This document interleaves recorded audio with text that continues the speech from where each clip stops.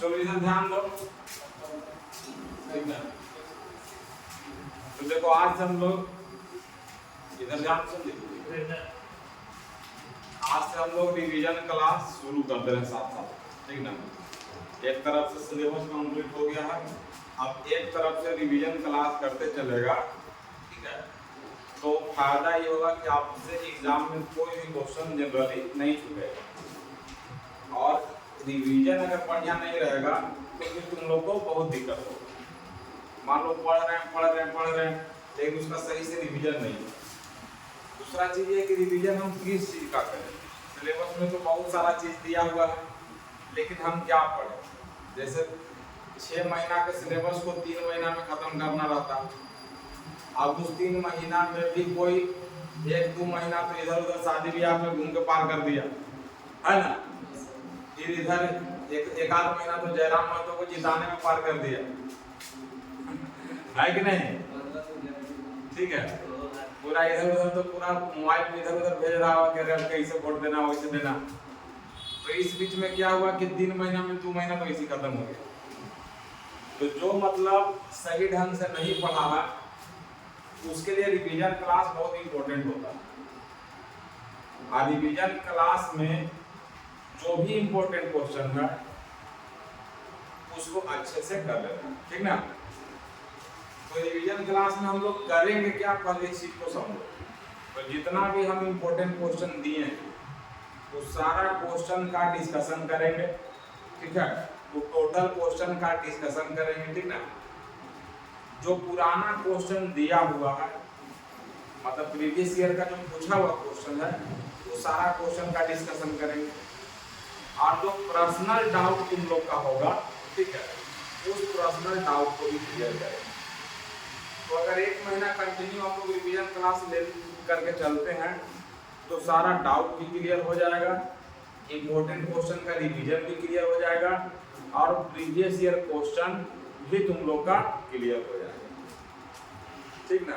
तो इसी पैटर्न पे हम लोग काम करेंगे, एक एक सब्जेक्ट को लेकर के हम लोग चलेंगे, और वो भी एक एक चैप्टर को।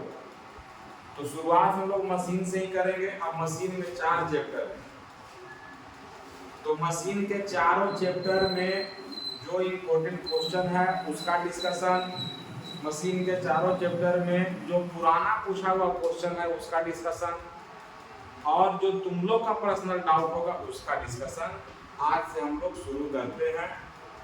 और ये जो है रिवीजन वाला टोटल वीडियो यूट्यूब में मेरा चैनल पर रहेगा, ठीक है। अगर किसी को शेयर करना होगा तो तुम लोग को शेयर कर देना, ठीक ना।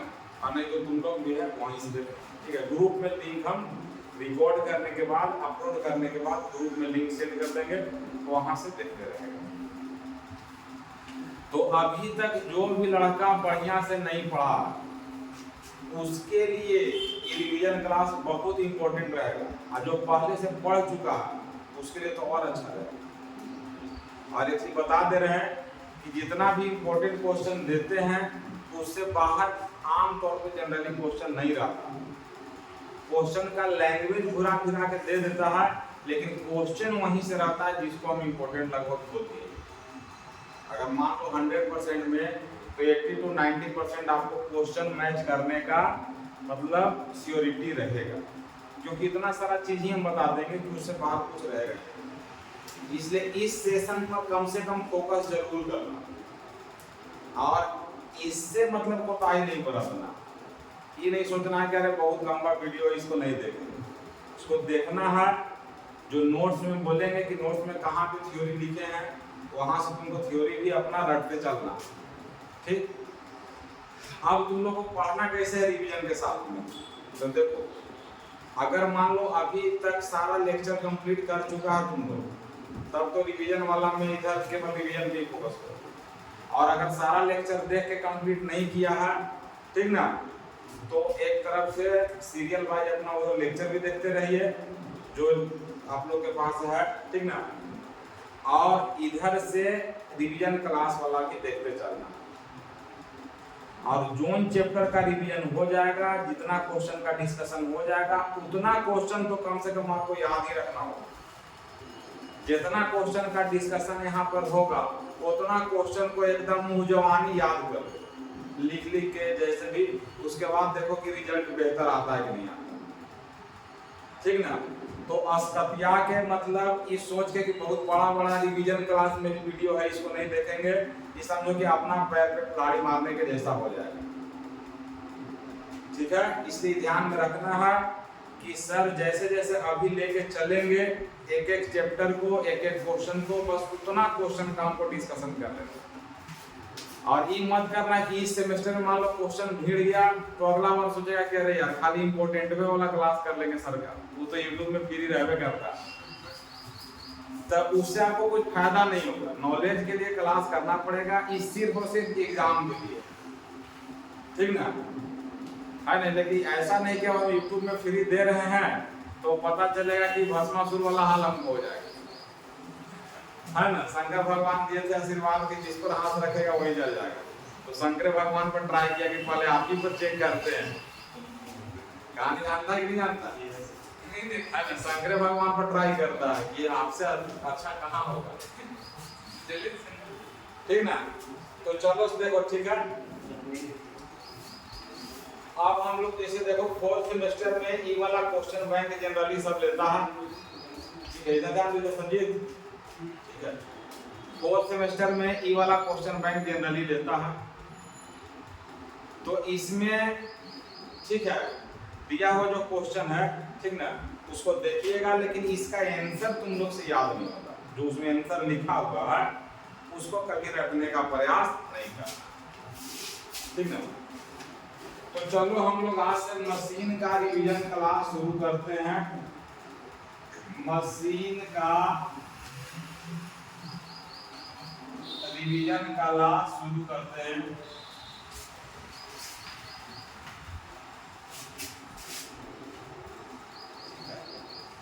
और इसमें भी सबसे पहले हम लोग ट्रांसफॉर्मर का डिवीजन क्लास हम लोग शुरू करते हैं, ठीक ना। तो ये सब क्लास तुम लोग के लिए बहुत इंपॉर्टेंट रहेगा। डिवीजन क्लास जितना क्वेश्चन को इंपॉर्टेंट बताएंगे उतना क्वेश्चन को एकदम पानी में जैसे कैसे चीनी घोल के पी जाते हैं, एकदम वैसे आज से पीना चालू कर दो। एग्जाम 3 घंटा का होता है, 1.5 से 2 घंटा में सब क्वेश्चन लिख के बैठल रहेगा, एकदम पूरा गारंटी देते हैं। अब अगर ये दोनों नहीं करेगा संजीत, ठीक ना, तब फिर मुश्किल हो जाएगा विधानसभा चुनाव की, बात समझ रहा ना, ठीक है। जैसे देखा ना, भले जयराम तो हार गए लेकिन तुरंत गड़बड़ा के देखो फिर विधानसभा चुनाव में लगा कि नहीं लगा। तो कहने का मतलब ये कि भले उधर तुम उतना कंप्लीट करो या ना करो, लेकिन इधर वाला तो कम से कम कंप्लीट करो, ठीक है। इसलिए इसको बढ़िया से कंप्लीट करते चलना। तो सबसे पहले हम लोग देखेंगे कि ट्रांसफॉर्मर में मेरे हिसाब से कौन कौन क्वेश्चन है जो तुम्हारा इंपॉर्टेंट क्वेश्चन के कैटेगरी में है, ठीक ना। ट्रांसफॉर्मर में कौन कौन क्वेश्चन है जो इंपॉर्टेंट क्वेश्चन के कैटेगरी में है, मतलब किस किस क्वेश्चन को ट्रांसफॉर्मर में हम इंपॉर्टेंट क्वेश्चन कह रहे हैं, ठीक है।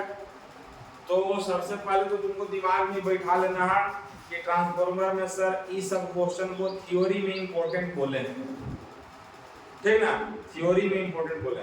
अब जो इंपॉर्टेंट यहाँ दिए हैं इसमें से भी हम छांट देंगे, उसको नहीं भी करेगा तो चलेगा,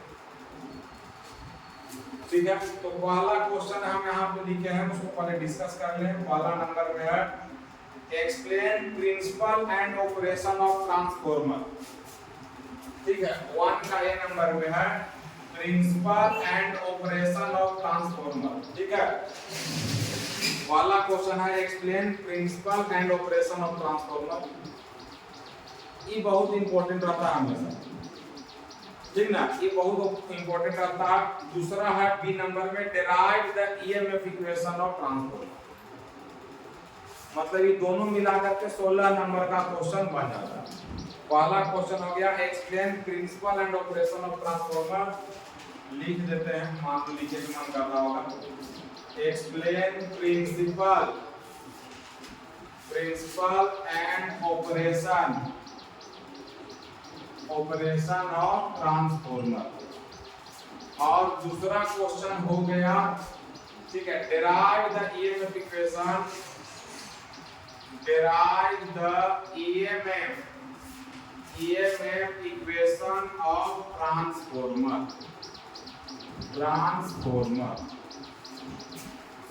तो ये दोनों मिलाकर के 16 नंबर का क्वेश्चन बनता।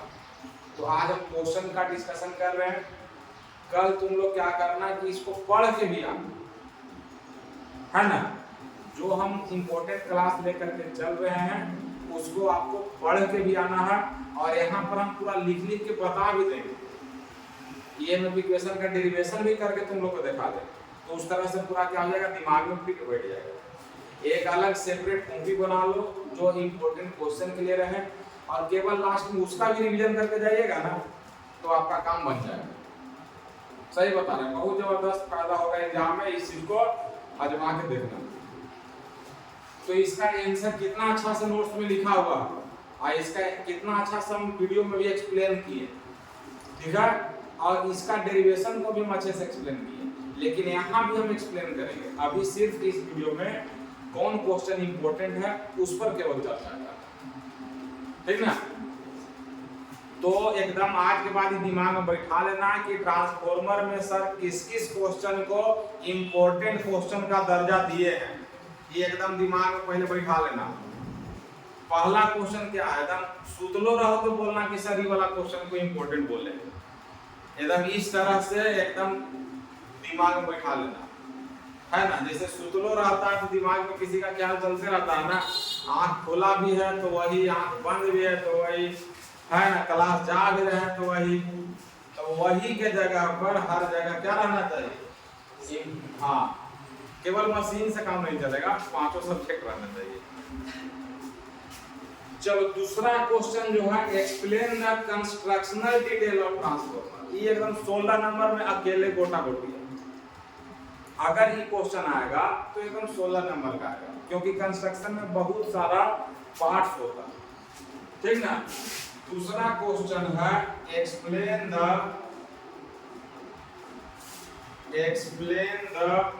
कंस्ट्रक्शनल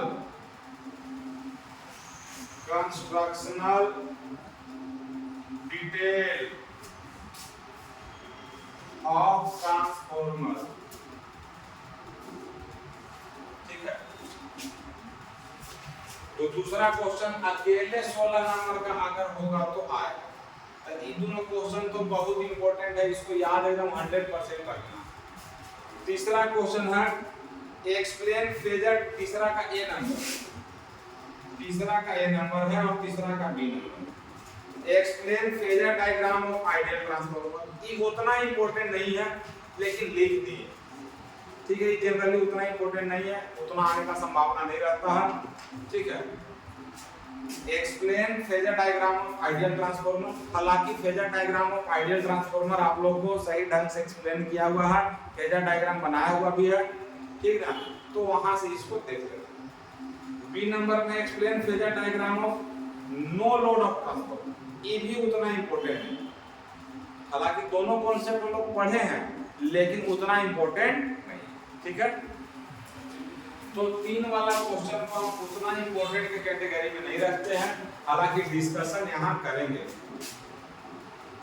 उसके बाद है 4 नंबर में, explain phasor diagram of transformer at lagging load, ठीक है। फेजर डायग्राम वाला जितना क्वेश्चन है ना, वो जनरली नहीं देता है।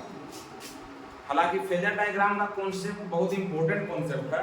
ये अगर नहीं समझा तो समझो कि ट्रांसफॉर्मर या कोई भी ऐसी मशीन तुम बढ़िया से नहीं समझो। लेकिन रह गया सेमेस्टर एग्जाम में, तो सेमेस्टर एग्जाम में जनरली उतना नहीं आता। तो 4 नंबर जो क्वेश्चन है, वो 4 नंबर वाला भी उतना आने का संभावना नहीं है। Explain phasor diagram of transformer at lagging load, जो एग्जैक्ट इक्विवेलेंट सर्किट का हम लोग फेजर डायग्राम बनाते हैं, वही वाला है ना। इस क्वेश्चन को ऐसे भी घुमा के बोल सकता है कि explain phasor diagram of exact equivalent circuit of transformer at lagging load. और अगर लोड मेंशन ना करे तो उसको लैगिंग लोड ही मान के चलना, क्योंकि जनरली हम लोग लैगिंग लोड पर ही पढ़ते हैं, क्योंकि आमतौर पर लोड जो होता है वो लैगिंग लोड ही होता है। उसके बाद 5वां जो क्वेश्चन है, explain efficiency and derive the condition for maximum efficiency. 5 का A number, explain the efficiency and derive the condition for maximum efficiency. ठीक है, तो ई आने का संभावना, ई आने का संभावना है, तो इसका डेरिवेशन हम लोग यहाँ पे करके देखेंगे। ठीक ना। दूसरा में बी नंबर इसका क्या है, explain all day efficiency of transport. All day efficiency कहने का मतलब क्या है, तो इसको हम लोग यहाँ पे एक्सप्लेन करके अच्छे से देखेंगे। ठीक ना। अगला है तुम्हारा एक्सप्लेन ओपन सर्किट टेस्ट और शॉर्ट सर्किट टेस्ट। 6 नंबर को, 6 का ए नंबर में ओपन सर्किट टेस्ट, 6 का बी नंबर में शॉर्ट सर्किट टेस्ट। ये भी उतना आने का संभावना नहीं है। ठीक है। अब शॉर्ट नोट का यहाँ पे क्वेश्चन दिए हैं, right short note on following. पहला है ऑटो ट्रांसफार्मर पर शॉर्ट नोट, दूसरा है पैरेलल ऑपरेशन ऑफ ट्रांसफार्मर पर शॉर्ट नोट, तीसरा है इक्विवेलेंट सर्किट ऑफ ट्रांसफार्मर पर शॉर्ट नोट। इन तीनों में से इंपॉर्टेंट ऑटो ट्रांसफार्मर वाला है। ठीक ना। और लास्ट में है 8 नंबर में न्यूमेरिकल से रिलेटेड टू वाला नंबर, ईएमएफ इक्वेशन से रिलेटेड न्यूमेरिकल कर लेना है। दूसरा नंबर में एफिशिएंसी से रिलेटेड न्यूमेरिकल कर लेना है, और ओपन सर्किट शॉर्ट सर्किट से रिलेटेड न्यूमेरिकल कर लेना है। तो जो न्यूमेरिकल वाला सेक्शन है ये इंपॉर्टेंट, क्योंकि एक न्यूमेरिकल ट्रांसफार्मर से देता ही। ऐसे भी कर सकता है कि ए नंबर में दे दिया कोई थ्योरी, बी नंबर में दे दिया न्यूमेरिकल, चाहे ए और बी दोनों थ्योरी दे दिया, या हो सकता है दोनों न्यूमेरिकल दे दिया। तो अगर न्यूमेरिकल देगा तो यही 3 सेक्शन से देगा, ईएमएफ इक्वेशन से रिलेटेड, एफिशिएंसी से रिलेटेड, और short circuit test open circuit test से रिलेटेड, है ना। तो कहने का मतलब है कि अगर हम 3 क्लास लेंगे ना इसमें, तो जितना क्वेश्चन यहाँ लिखे हैं 3 क्लास लेंगे, जितना क्वेश्चन एकरा में लिखे हैं इस सारा क्वेश्चन को डिटेल में हम यहाँ पे तुम लोग को एक्सप्लेन करेंगे। वीडियो में पहले से अवेलेबल है, लेकिन फिर भी हम यहाँ पे सारा क्वेश्चन का एनालिसिस करेंगे, और यहाँ से तुम लोग को सब चीज को याद रखना। तो सबसे ज्यादा इंपॉर्टेंट थ्योरी में कौन हो गया, ईएमएफ इक्वेशन वाला और उसका डेरिवेशन वाला। दूसरा क्या हो गया, कंस्ट्रक्शन वाला। तीसरा क्या हो गया, एफिशिएंसी वाला। और चौथा क्या हो गया तुम्हारा, ऑटो ट्रांसफार्मर वाला। पैरेलल ऑपरेशन वाला भी मान लो, लेकिन जनरली आता नहीं है। ठीक ना। और ओसी टेस्ट, एसी टेस्ट, ऐसे इसमें जितना क्वेश्चन दिए हैं सबको इंपॉर्टेंट मान के चलना, लेकिन इसमें से भी 3-4 क्वेश्चन बहुत इंपॉर्टेंट। ठीक ना।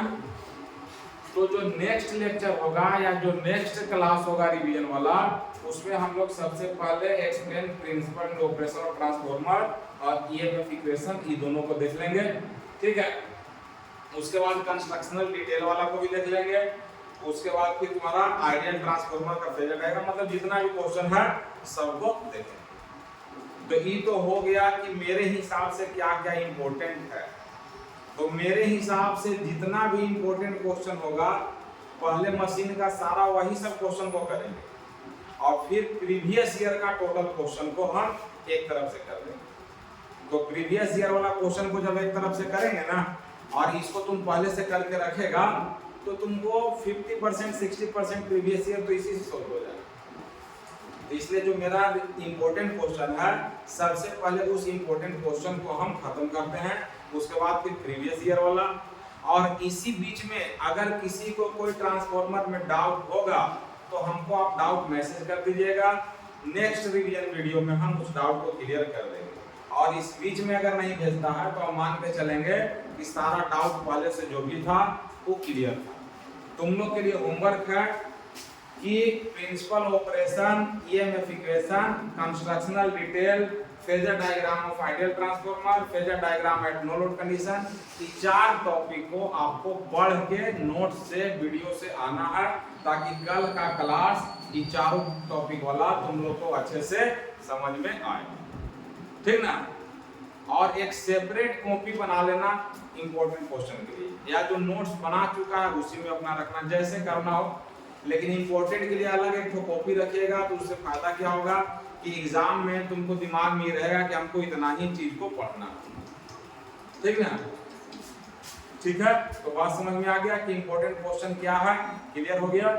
कल के लेक्चर में, ठीक ना, ये मान के चलो कि लेक्चर 1 हुआ, रिवीजन क्लास का लेक्चर 1 हुआ। कल के क्लास में हम लोग कम से कम 3 टॉपिक तो जरूर देख लेंगे, प्रिंसिपल ऑपरेशन, ईएमएफ इक्वेशन और कंस्ट्रक्शनल यूनिट। ये 3 चीज को तो जरूर क्लियर करेंगे, ठीक ना। उसके बाद 3-4 क्लास में क्या हो जाएगा, पूरा कंप्लीट हो जाएगा, ठीक है। तो ये YouTube में रहेगा, आज इसको YouTube में अपलोड करके हम ग्रुप में लिंक सेंड कर देंगे, ठीक है। और भी दोस्त लोग को इसका लिंक तुम लोग सेंड कर देना, ठीक है। जो मेरे पास पढ़ रहा हो वो भी, जो ना पढ़ रहा हो भी, सबका फायदा हो जाएगा, मेरा भी फायदा हो जाएगा, ठीक ना। तो चलो आज के क्लास को यहीं पे ऑफ करते हैं इसमें।